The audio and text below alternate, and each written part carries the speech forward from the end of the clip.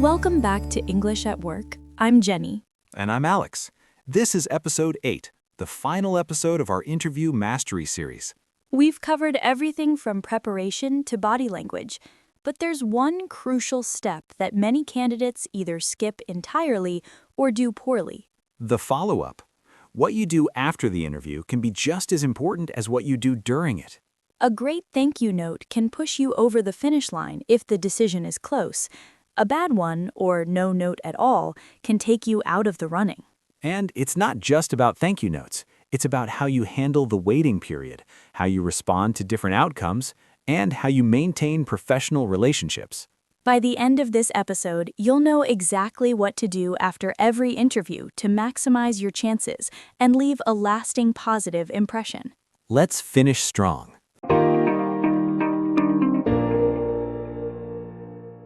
Okay, Alex, let's start with the big question.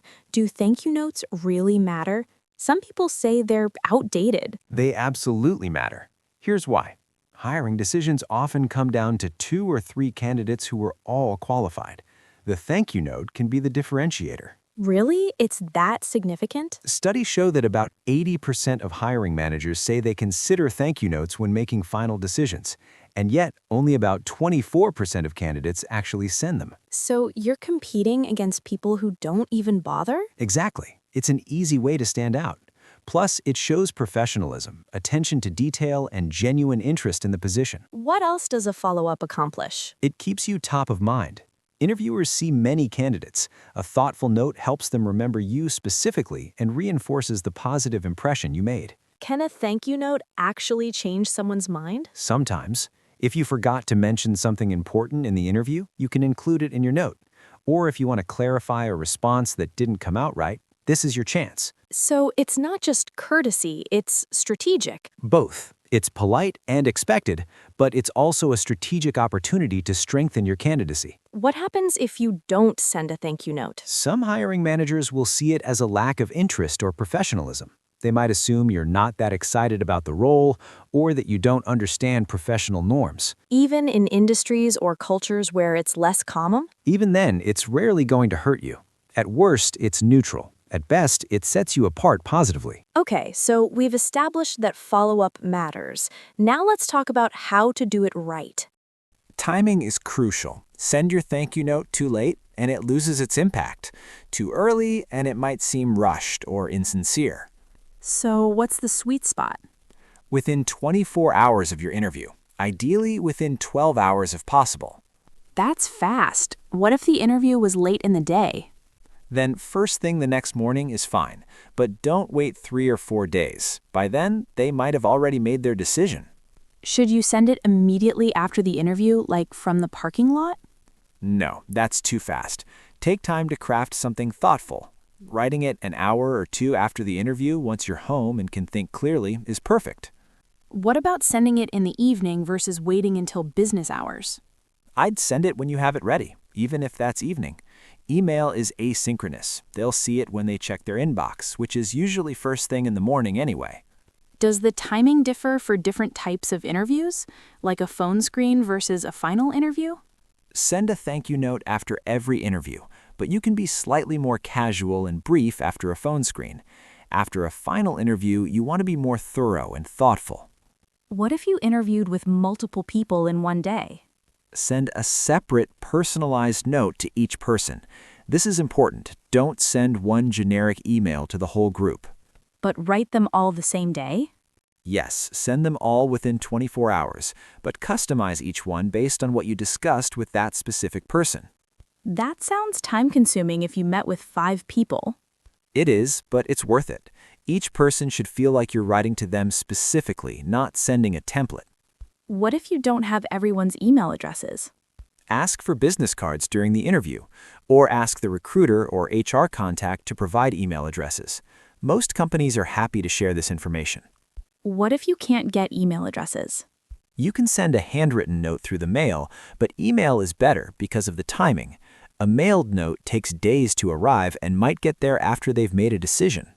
Are handwritten notes ever better than email? In certain industries, maybe hospitality, luxury retail, creative fields, a handwritten note can add a personal touch, but still send an email first for timing, then follow up with the handwritten note. So email is the standard. Email is standard and expected in most business contexts. It's professional, it's timely, and it's what most hiring managers prefer. Now, let's talk about content. What should actually be in this note? Let's break it down into essential components. First, a clear subject line, something like, "Thank you, interview for position name," or "Following up, position name interview." Keep it simple and specific? Yes, they might be interviewing for multiple positions. Make it easy for them to know which candidate and which role this is about. Now, the opening. How do you start? Address them by name. "Dear Mr. Johnson," or "Hi, Sarah," depending on the formality of your interview. Then immediately thank them for their time. Give me an example.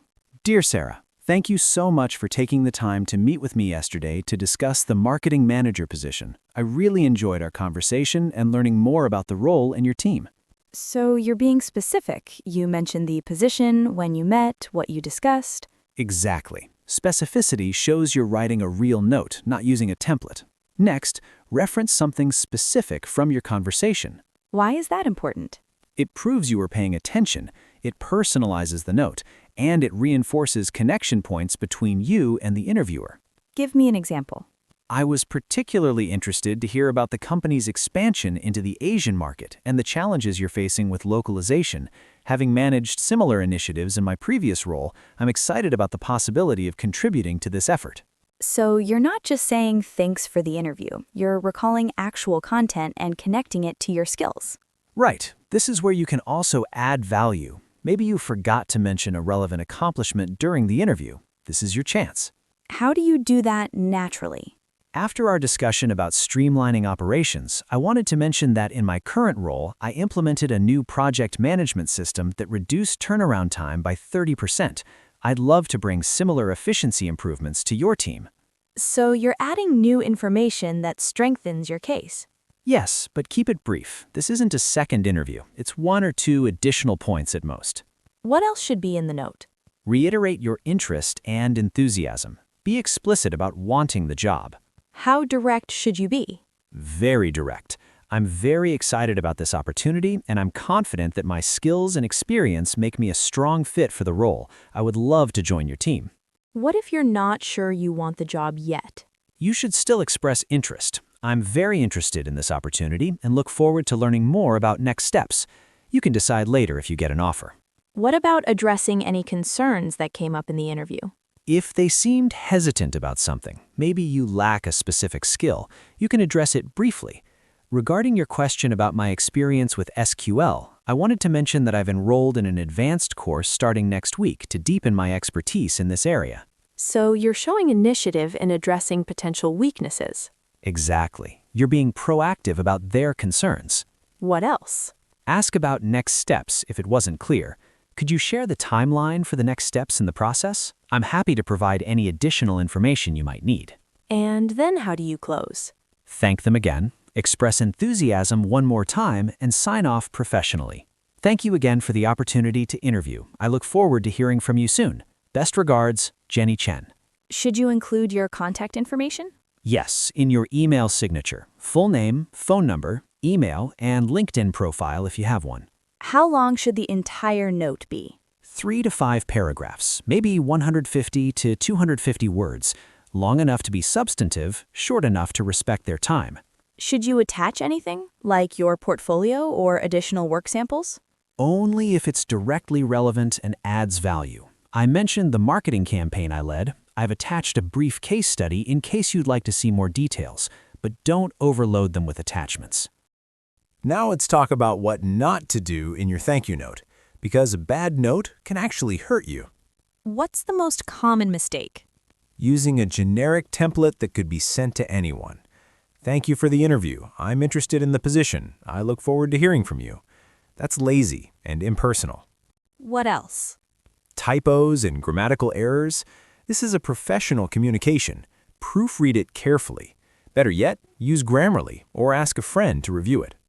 A typo can really hurt you? Absolutely.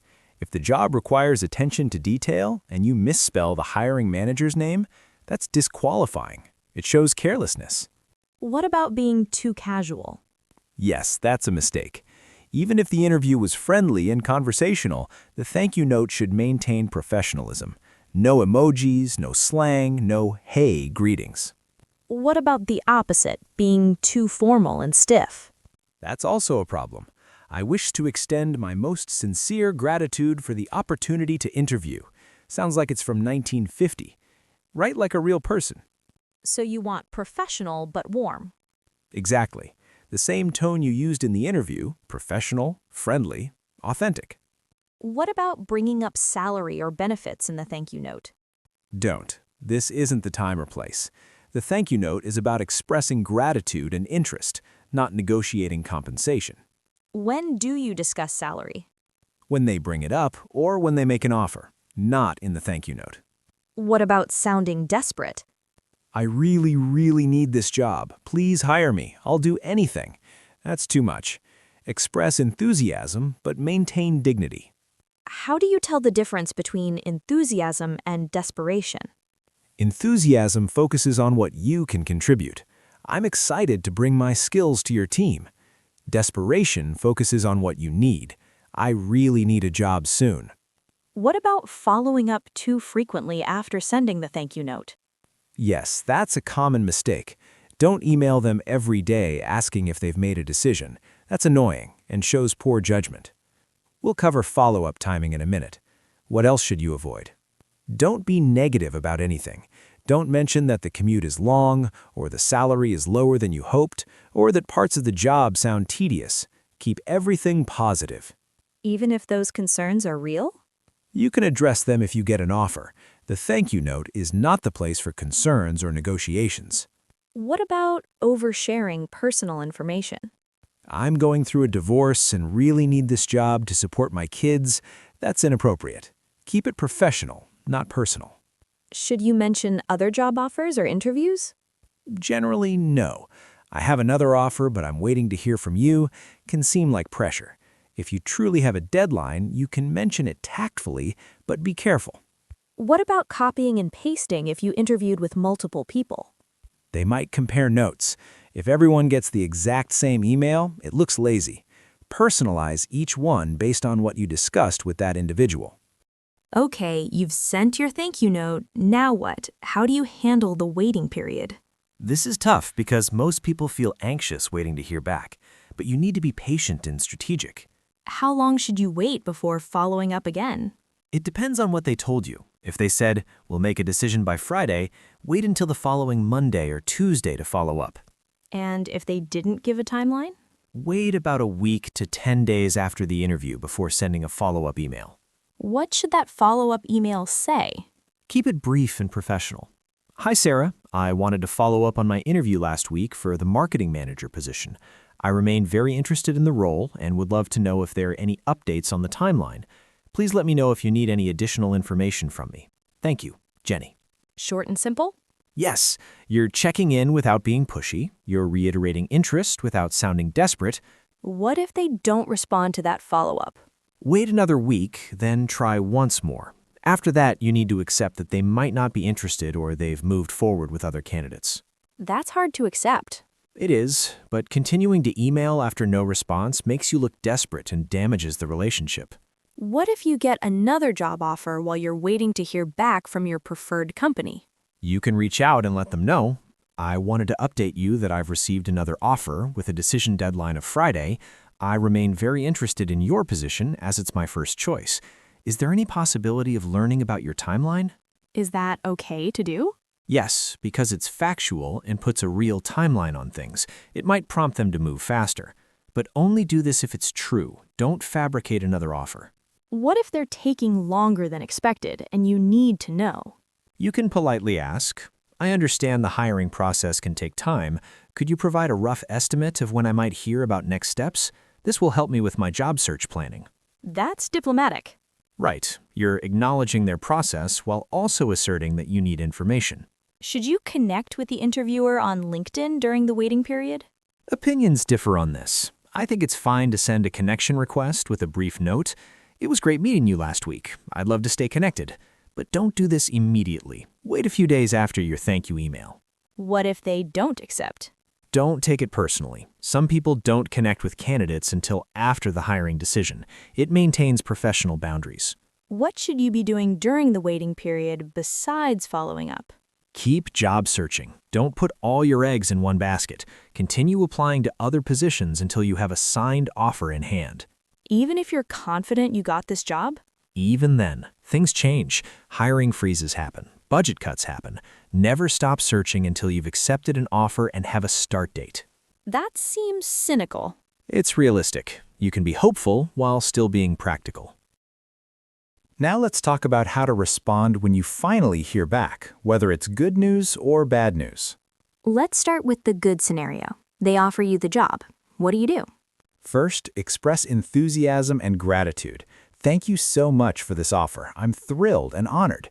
Even if you plan to negotiate, start with genuine excitement. Should you accept immediately? No, ask for time to review the offer. I'd like to take a day or two to review the details carefully. Is that all right? This is standard and expected. How long can you take? Usually 24 to 48 hours for initial consideration. If you need longer, maybe you're waiting to hear from another company, you can ask for up to a week, but explain why. What if you want to negotiate salary or other terms?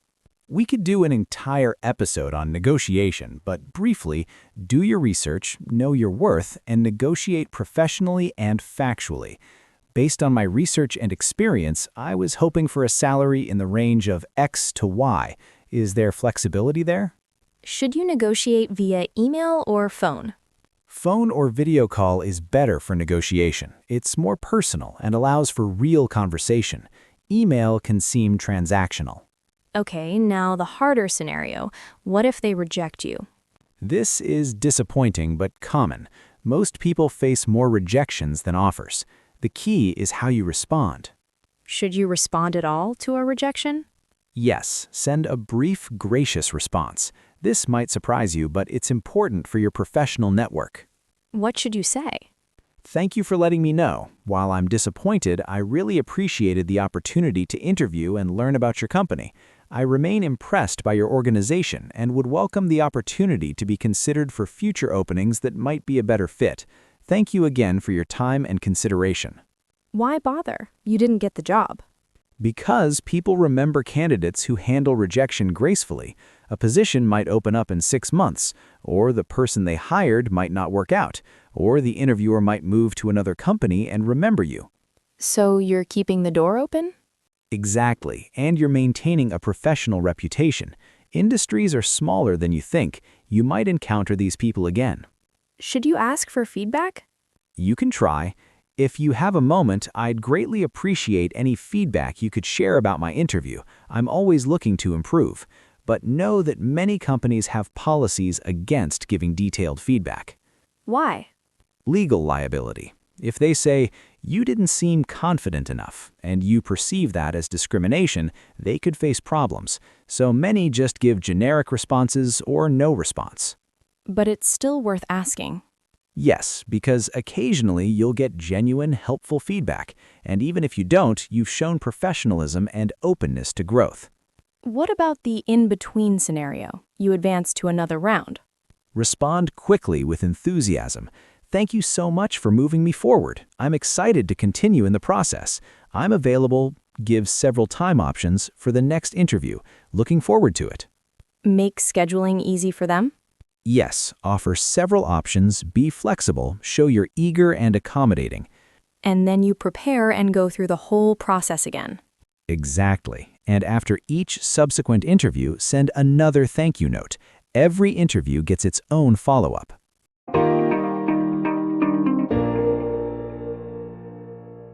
Let's recap everything about follow-up and thank you notes.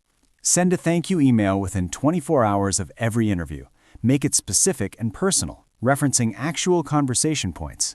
Include gratitude, a specific memory from the interview, additional value you can add, and reiteration of your interest. Keep it to 150 to 250 words. Avoid generic templates, typos, being too casual or too formal, discussing salary, or sounding desperate. If you interviewed with multiple people, send each person a personalized note.